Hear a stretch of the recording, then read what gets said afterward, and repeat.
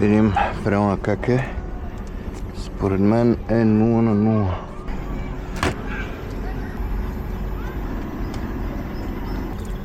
Абсолютно даже е под нулата, което е доста интересно.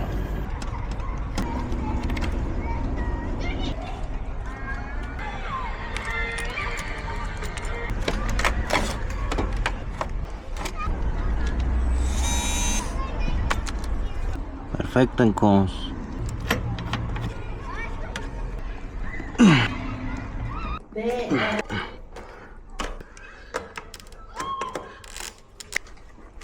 Знам, че ти е интересно. Сега след малко ще ти го покажа.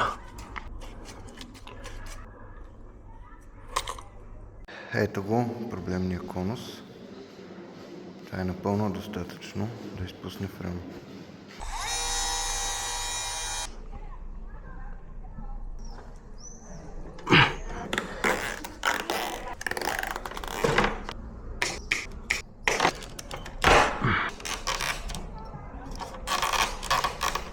Така.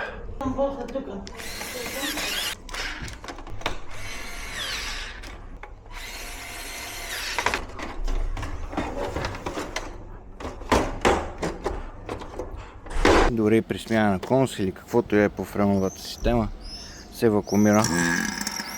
Този звук, ако не го чуете при монтаж на климатик, не са добре нещата.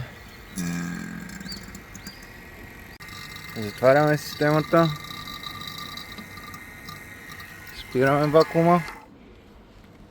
И сега ще чакаме евентуално да видим дали ще покаже някакъв пропуск. След като успешно си е задържал вакуума, слага се френа на везна. Той иска определено количество.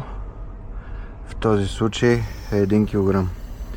И гледаме колко изваждаме от бутилката и по този начин замерваме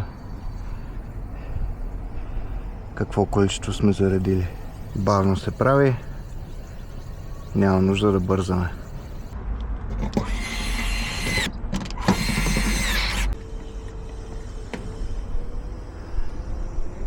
Тук що се пусна, започва да сваля налягане.